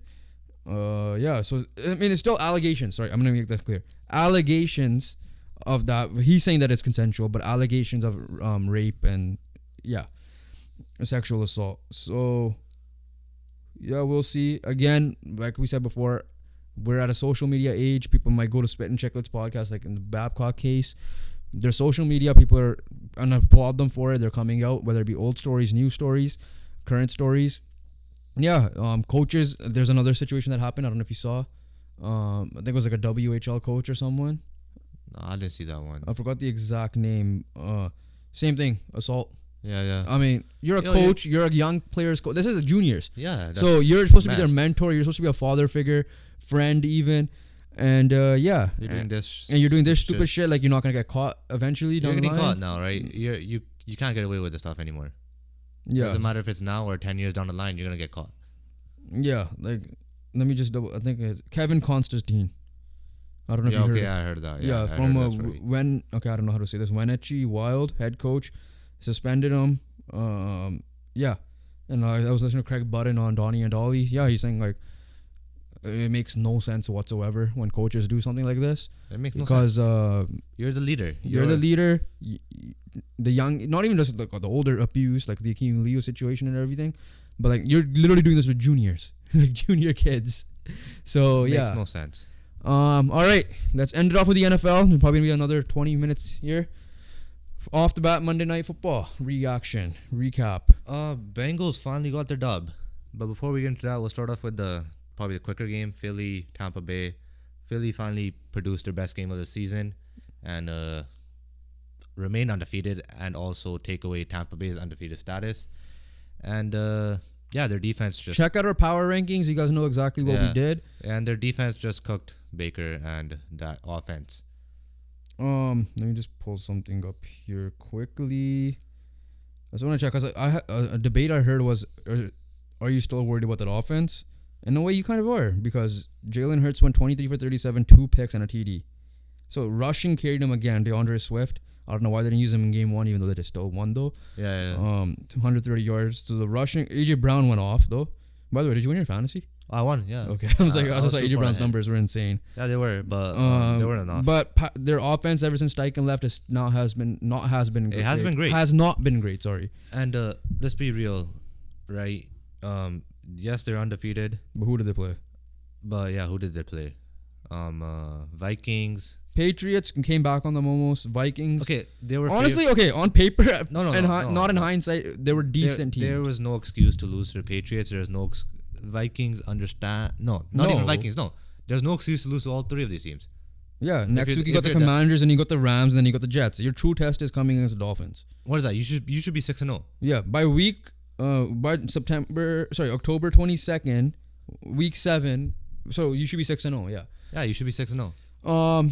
So outside of that, I mean, Tampa came back to earth, played a good team, couldn't stop the rush. Mike Evans is still killing it. And they got a big division matchup against the Saints with an injured Derek Carr, who's probably week to week right now, and it's gonna be like just how painful it is. Yeah. Because AC joint's legit, right? Like sometimes it just hurts moving your arm up, is what I heard from other analysts like Ryan Clark. There's who had a similar injury as well.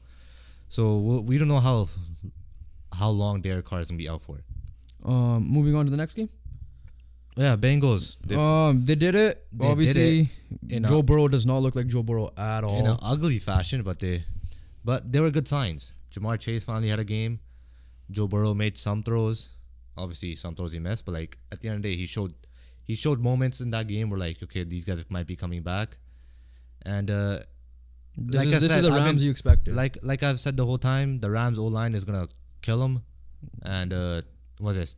18 for 33, 6 times six sacks and 2 10 picks, 10 1 QB TD. hits. Yeah. On Matthew Stafford is gonna be their downfall. Yeah, I mean, obviously this was my upset alert. It was there though, to be honest. Still. Yeah, it was still a 3-point game. It wasn't like because the defense is there. Aaron Donald is still there. Aaron Donald's killing it. Stafford's still good, but I'm just saying, is Stafford gonna be upright? That's my question mark. My question mark wasn't on Stafford's ability, at all. And Puka done it again. It wasn't as obviously dominant, but like he still had another game where he has 70+ yards. Tutu Atwell, another touchdown. So we'll see what happens when Cooper Kupp comes back. We could probably see these guys go on a potential run. But at the same time, you got to keep your pocket passer upright. Yeah. All right. And the last thing to react to, Mike Williams tore his ACL in that game against Minnesota, which was the big concern. But again, I still think they're fine in that offense. They could make a trade. Who knows? It's time for... This is why they drafted Quentin Johnson, because they know their wide receivers get injured a lot, especially Mike Williams. Keenan Allen's having a great year. Keenan Allen's killing it. I think he has same amount of passing touchdowns as Ryan Tannehill, and yeah, that's what. Sorry, that took a second. I was like, oh, okay, yeah. Mike, wait, you're not talking. Mike White has a similar one too. I think Mike White has the same amount of passing touchdowns as Tannehill as well. Last thing I want to talk about Philly, I just missed it. Jalen Carter. How much are you looking at Chicago in hindsight? Now, granted, the reason why he fell in the draft was because of the legal issues after Georgia won it all, and the championship and the tragedy that happened afterwards. But he was arguably number 1 overall pick. Arguably, I'm not saying. Yeah. Talent-wise, it was him or Will Anderson for the most of the year before the QBs kind of stepped up. Yeah. And he was supposed to be the first defensive guy, arguably, off the board. Now, if in hindsight, I'm not going to judge anything because Devon Witherspoon hasn't played yet. Indy needed a QB. Carolina needed a QB. But I'm looking at... And in Houston, Will Anderson's still fine. And they needed CJ Stroud as well. If you look at Chicago, they need tackles, don't get me wrong, but they traded down twice. Yeah. Now, I get it. The first one's the first overall pick. You go to Hall for it, don't get me wrong. Yeah, but the second one... Would you rather be getting Jalen Carter right now? In hindsight. Yeah. And this is early overreaction of this draft class. Chicago drafted a O-line need. I think it was... Yeah. What was it? Darnell, right? Yeah. Right? That's the name? Yeah, something like that. But no, the one thing I did hear is that maybe it was best for Jalen Carter to go to Philly, which is something where it is already a winning culture and already established culture, so that you don't have to like help create it. And you're also like led by a lot of vets like Darius Slay, James Bradbury, Fletcher Cox. Right? Fletcher Cox is still there, I'm assuming? Yeah. Yeah. And then guys like that, right? Hassan Reddick is still there. Yeah, Hassan so Reddick the guys like that, they could still mentor him properly, whereas Chicago would have been a shit show for him, probably. Yeah, he'll be the only guy. Yeah, Darnell Wright was a guy. Yeah. And yeah, in hindsight though, like let's see what Devon Witherspoon's like. It's between him right now. It's between Jalen Carter and Christian Gonzalez for D-Roy favorites, and it's probably Jalen Carter, arguably, it's just probably, because of the impact of winning.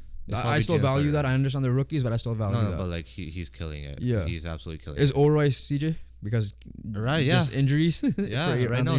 Honestly, he's killing it. And you got Puka, obviously. And Puka, CJ and Puka, and then hopefully Richardson can stay healthy. And if he's on the same pace, it could be between those three right now. But I don't know if I'm missing anyone else.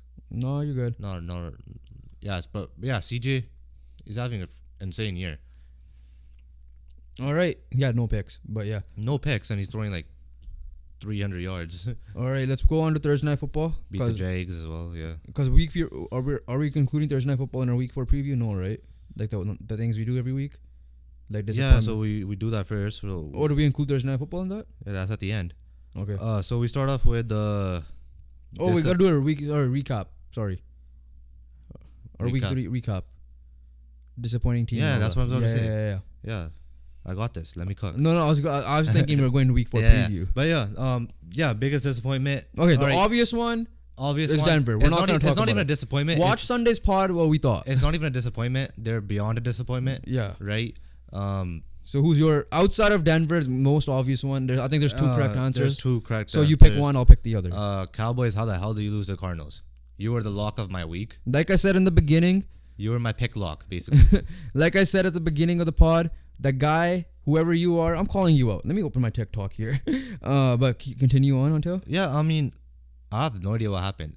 And actually, because offensively, Dak made a mistake at the end, right? And you can't make him that mistake at the crucial time. I'll explain why I'm laughing. And then, is it like your friend or something? No. But yeah, It's a family member. Yeah, but Dak can't make that crucial pick at the end, and also they didn't finish their drives, right? They never got in the end zone. Like Tony Pollard getting 122 yards, they got yards on offense, right? But they never finished their drives, and that's what ultimately cost them. Yeah. Okay. So this guy HMT, I'm calling you out on yours, and then the day after I put mine, right? So Wednesday I put mine, Tuesday I put yours. Uploaded on TikTok. A guy said Cowboys over Bills for sure, and obviously everybody I think has that score. I think ESPN, whoever did it, had it because, like you said, the Cardinals. I don't give a shit. You lose to the Cardinals. Yeah, you lose to the Cardinals. You can't be. You can't look be at the comment or like a relative of ours. Shout out to you. Brainwashed Cowgirls fan IQ. That's why I started laughing. What? That was a comment? Oh yeah, on yours, brainwashed Cowgirls fan IQ. That's why I was laughing. Oh, that was a response. Yeah. So HMT said Cowboys over Bills, and then our boy responded. Yeah. with that. Okay, with that on yours, and then on mine, he went a little bit more lenient. He's like, a team that loses to a team that's supposed to be 0-17. Let's get them put up 20 plus in the win disgrace of a team. It's a good list without the Cowboys. So shout out to you. Yeah. You're probably watching. I think you usually watch. Let's see if you do. Yeah. Let's see if you do today, I guess. But yeah, no, that's why I was laughing. But no, you finished? Yeah. Jacksonville as well. Listen, week 1 performance against the Colts was meh. It was just Calvin Ridley went off. Trevor Lawrence did his thing. But week 2, I expected better. And then this is strictly week 3 because you lost to Houston, who's supposed to be, well, in your eyes was the worst team in the division. In my eyes was one of the worst teams. I think I had Indy below them. But even that, to the point, I thought you guys were comfortable. Going to be like a 10-7, 11, 6 team. Okay. Right? We hyped up the Jaguars enough. We were like, okay, you should probably go 6-0. He was getting, it's not even we hyped up. Yeah, no. They were hyped up. Yeah, they were hyped up itself. Like I'm saying, let's be real. They were supposed to go 6-0 in the division. But 37 points dropped on you and 17 scored. Trevor Lawrence, I don't know what you're doing. I'm a huge fan of you. I hope you turn this around as a player. But I think it's not even Trevor Lawrence. It's just the offense in general. Yeah. Right? Ridley hasn't been the same. Christian Kirk has not been the same as last year. And they barely got by Indy. Right? Yeah. It just came ultimately, I think, Anthony Richardson interception. And a guy made a mistake in his first ever game. Yeah. That's what it took to beat Indy. And listen, Steichen's cooking now. Steichen was not cooking then. And Steichen, yeah, that wasn't a great game by Steichen either. Yeah. Rookie head coach as well. Yeah. But yeah, disappointing because there have been the last couple of weeks, and there's genuine concern because Indy's leading division. Yeah. And there's concern for Jaguars right now, but only thing I have hope for is they figured it out last year, and they could probably do it again this year because last year they struggled the first half of the season as well. Honorable mention, Minnesota Vikings, but that's it. But that was just like disappointing. I mean, I could put Chargers. That's a disappointing win in a way. Honestly, because they just tried to lose, right? Yeah. But anyways, next one. Yeah, surprise. Stick with Houston. Houston makes sense. Obviously, another obvious one, Cardinals. Yeah, outside of the Cardinals, but is you're those going two. with Houston. I'm going with Houston. Just what I said. You just said it right now. CJ Stroud. I'm gonna say this one. It's just a little bit off the board. The Packers comeback. Yeah, I mean, that's right. Fair. Like against that Saints. 18 defense, points in a quarter is not hard. It's hard. It's hard against that defense, especially. And the Saints defense, I don't know what happened, but I guess just that Derek Carr injury just affected that whole team. But I think you could have held out Jordan Love for maybe 7, but not 18 unanswered points. Yeah. Jameis Winston's a capable quarterback to win still. So I don't know what happened. I thought that game was over, so I stopped watching. Yeah, same. So and, you get Alvin Kamara back, so you'll have a much more hope against the Bucks because hopefully you can get your rushing attack going with him, and hopefully he does get going because I'm starting him this week. Yeah. So I need the points. All right, moving on. Yeah, potential. Your favorite game of the week is gonna be. I'm gonna start off with the Thursday nighter, Lions Packers. We're making a prediction. No. That's your game. That's your game. Oh no, before we go into that, let's go to the obvious game of the week.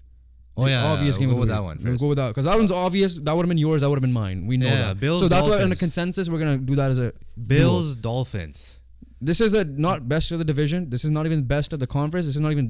This is best of the league probably type of game. Because the Bills win this game, the Dolphins will probably drop from our power ranking from 1 to 4 or something like that, depending on how the game goes. Yeah, that's true. And Bills will have the same record as the Dolphins at the end of this. They're running the ball well. Yeah, the Bills bounce back well, but at the same time, they bounce back against the Raiders and the Commanders. And no disrespect to the Commanders, you were 2-0, but you were 2-0 against the Broncos and the Cardinals. Yeah, so Miami, high power. Jalen Waddle needs to be back. Miami beat better teams than Buffalo did. Yo, did you hear? I forgot who it was. I think it was Troy Aikman. He described how McDaniel's using Tyreek Hill. You know how he described it? What? CFL. Actually, and that CFL type motion or something like that. The CFL motion? I think I heard something about the CFL. Like that's how they're using it. They were talking about it in Get Up this morning. ESPN's Get Up this morning as well. So that's impressive. Mike McDaniel's watching the CFL? I guess, yeah. That's where Nathan Rowe came from. A lot of talent from the CFL, I guess. Yeah. But no, I just do believe Miami just faced a better competition and just been performing better than Buffalo still. And we'll see what happens because there's some nice matchups there. Like my player matchup, I'll just ruin it right now. Xavier Howard. It should have been Jalen Ramsey, but he's injured. Yeah, they're doing this without him on the defensive side. Xavier Howard versus Stephon Diggs. That's your players matchup? That's one of my players matchup, obviously. And we'll see what happens because there were tough games last year. The playoff game was close without Tua as well. But at the end of the day, it comes down to Josh Allen and his turnovers. Okay. Yeah, let's see. Because McDaniel's a genius. He is. He genuinely is. Tua's killing it as long as that Did you hear the story of Mike McDaniel's story? About the Broncos? Ball boy? No. Like, just his story into, dealing with alcohol. Oh, no. I think he got, he was, I think, in Houston. I don't know who the coach was. And, he just had an alcohol addiction problem. And I think he lost his job there. Then, and I think he went in with the... Kyle Shanahan and weren't they Shanahan, McVay, and LaFleur? That was Washington. That was Washington, right? I think he was a part of that staff, but then it just felt like his opportunity wasn't gonna. Bro, how did Washington shit the bed with that staff? It felt like his opportunity wasn't gonna come because obviously those guys were ahead of him, and then ultimately he just followed Shanahan to San Francisco. Yeah, because one of the thing is because of his alcohol addiction, he kept on showing up late to practice it to meetings in the mornings and stuff.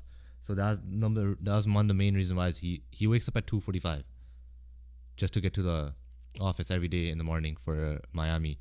And eventually just fought his way back, and now he's went under Shanahan with San Francisco, and now he's a head coach of the best team in football. Okay, wait. Okay, no, great story. I'm going to turn it over to last that. How does Washington mess up with that coaching staff? Not even Mike McDaniel, but the other three as well. Because I know I know that happened, but yeah. Anyways, your matchup. Go talk about Detroit and Green Bay then. Yeah, Detroit Green Bay divisional matchup. Obviously, Green Bay is looking for revenge from last year. Detroit took them out of the playoffs, even though Detroit weren't going to be in the playoffs themselves. Green Bay has shut us up. It's a division lead battle, right? The winner of this is going to be leading the division after this week.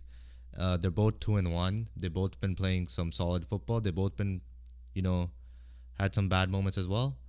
And they're both facing some injuries right now. I think Bakhtiari is out.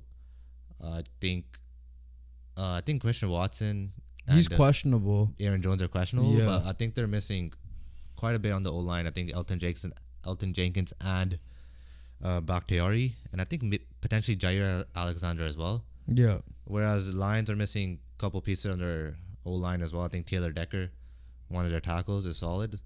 But I think it should be a good matchup. Jordan Love proving us wrong because we put Green Bay dead last. Well, not dead last, but last in the division. And we'll see what happens because there should be a good matchup here. Rivalry. Maybe those experts are right. They could win the division. So. Yeah, and they could be in the lead. They go from Star to Favre to Rodgers and now potentially Jordan Love. Talk about QB success. All those decades. And then the same division, you look at Chicago. Yeah, look at Chicago. Can't figure out a quarterback. Somehow made the Super Bowl with that defense, and obviously the 85 or 80, whatever it was, the 85 Bears, 84 Bears. Yeah.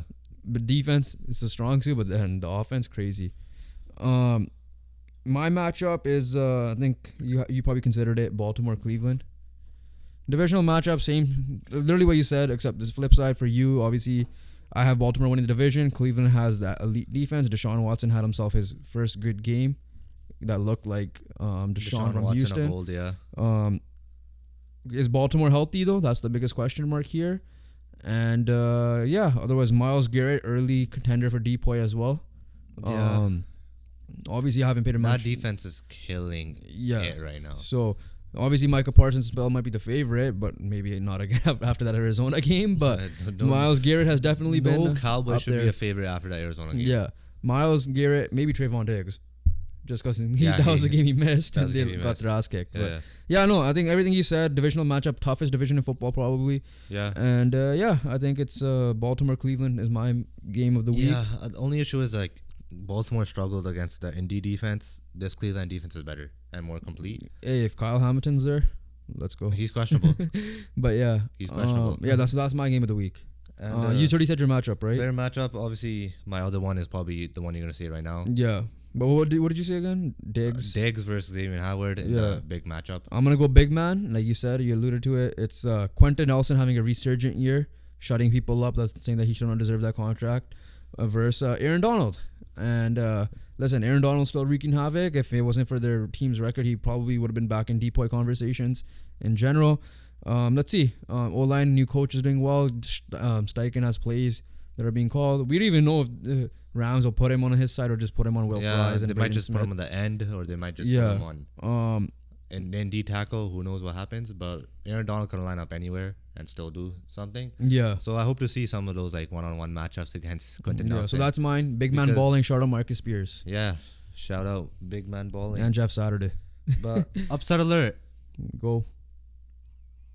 The Minnesota Vikings are playing the Carolina Panthers.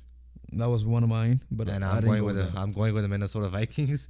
I just feel like they'll find a way to mess it up, like how they have been doing it all season so far. Do we know the status of Bryce Young yet? I don't know. Okay, because Andy Dalton's a capable backup. Yeah, he could do literally what Gardner Minshew did. So that's true. I'm going with because like at the end of the day, Broncos Bears is not. Who doesn't matter, bro, right? I put that as my game of the week, saying they're both so equally shit. They might actually produce something good. I'm going with Atlanta Jacksonville in London. So Atlanta upset. Atlanta with the upset. Yeah. Ridley's old team. Yeah, Ridley might look for revenge. It's London who might get Jacksonville as a team somehow. Apparently, Kyle Pitts does good in London. Well, he was there for 1 year, wasn't he? Huh? Oh, this is his third year in the NFL? Is this year 3 now, right? Yeah, because Drake London was last year, so this is year. No, this is year 2. It's year 2. Drake, no. No, is he it's year 3 because Drake London. He was in the Lawrence draft. Yeah. Yeah. It's year 3. It's year because 3. Drake London went. This is Drake London's second year. This is Drake London's second year. Yeah. So for me, it's that one.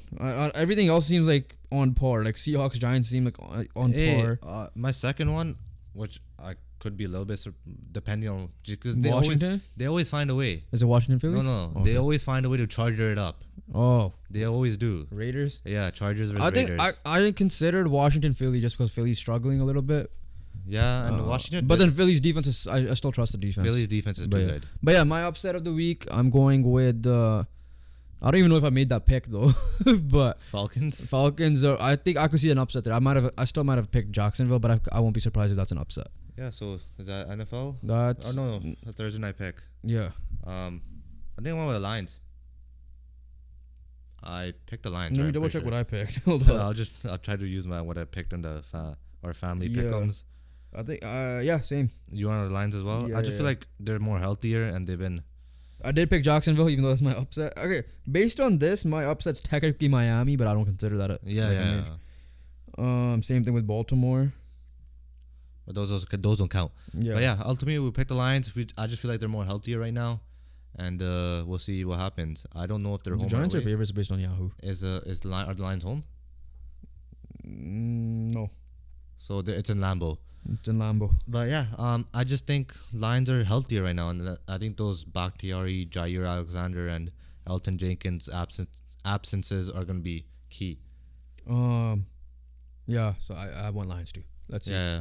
Last thing, quick fire. Just want to mention this out. Baseball. We're not gonna talk about the playoffs. We'll leave that to Sunday. Blue Jays, do not choke this. Please do not choke this. Acuna, 40-70 club. That's 40 home runs. Man's creating his own club. 70 stolen bases. 70 stolen bases, and this is he did in the 10th inning, by the way. It's only member of the 40-70, but first time doing 70 since 09. Yeah, that's wild. Mistaken. That's insane. Yeah, and this is what a health. We'll do our awards stuff on Sun or Monday's pod. Yeah, but this is what a healthy Acuna is, right? Yeah. He's absolutely MVP killer. for sure. Yeah, and I think Phillies clinched as well. So shout out to them as well. Yeah, Phillies clinched, which was expected. Yeah, and so that's NFL and stuff. Before we end off, we'll just give a shout out to the family because they wanted a little volleyball thing.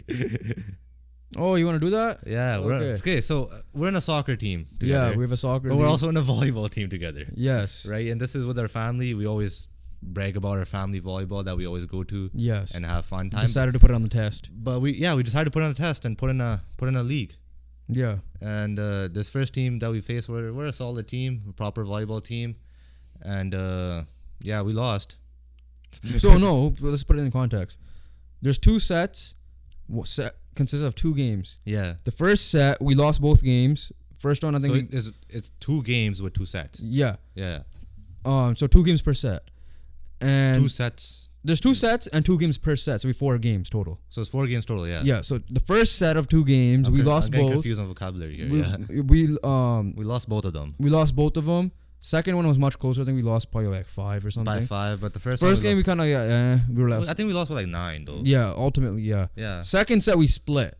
So we did win the second game. They won the first game, but they won the first game by more than we won the second game by more. They won by like so 9 by again. Point differential in the second set, we ended up losing both sets. Yeah, but so we did lose both sets, but we did win a game. We're trying to prove that we are the best family volleyball team there is. Yeah. Right? So we'll meet these guys again in the playoffs. We'll hopefully beat these guys again in the finals. Shout out to the family who showed up that day. Everyone played pretty solid. Yeah. We're probably gonna have to put this in the beginning if whoever clicks on this video, so they'll know that we talked about this. Yeah. But good games, good competition. I'm getting freaking burns here. My legs are all my burnt. left is done. It's in the gym. My legs. Also, burnt. we're at a disadvantage. We play outside. Yeah. Right. So we're not used to the inside environment. Yeah. The roof. The mosquitoes and the heat. Yeah. Right? The roof hitting. The roof, the ceiling. Yeah. But yeah. Next Tuesday we'll see how that goes. Looking for some revenge. Yeah. But we still are the best family volleyball team because I don't think the other team was a family. Like full family. Yeah. Yeah. And shout out to everyone who showed up. That being said, let's call it there. Let's see. No comments again, so I can't even shout out any comments. So we're not gonna do any comments until we start getting more comments. But I guess. That being said, though, make sure, please check out the Peter Galindo podcast. Genuine guy, sick podcast. Stud, bro. Yeah, knows everything. I'm sitting there like he's mentioning CPL stuff, and I'm like, I don't know any of these guys. We're like, thank you for explaining to us at the same time as well. Learned a lot. You guys will learn a lot, especially about Canada soccer if you're a Canadian and a soccer fan. And so check that podcast. It's out audio platforms and on YouTube. We'll drop some clips as well. So make sure you guys follow our Instagram or TikTok, YouTube Shorts, subscribe, help us get to 200 subscribers. Audio, give us 5-star rating. That being said, very heavy NBA base today. Look out for some NHL content coming shortly. We're gonna try to educate ourselves very quickly on that because that's like we're both NBA, NFL heavy, I would say. Yeah, compared to as NHL. A league wise, compared to NHL, we NHL know is straight Canucks for us. Yeah. You might know a little bit more than me in the league wise. But yeah, so look out for some NHL content and then NBA content as well. Yeah. So yeah, we're getting into busy time. Playoffs start the next time. The playoffs, MLB playoffs will be the next episode. Yeah, so we'll be previewing the playoffs and doing our regular season awards very quickly. With that being said, though, we appreciate everybody for watching, and we'll catch you guys and or listening. Yep, and we'll catch you guys on the next one. Peace.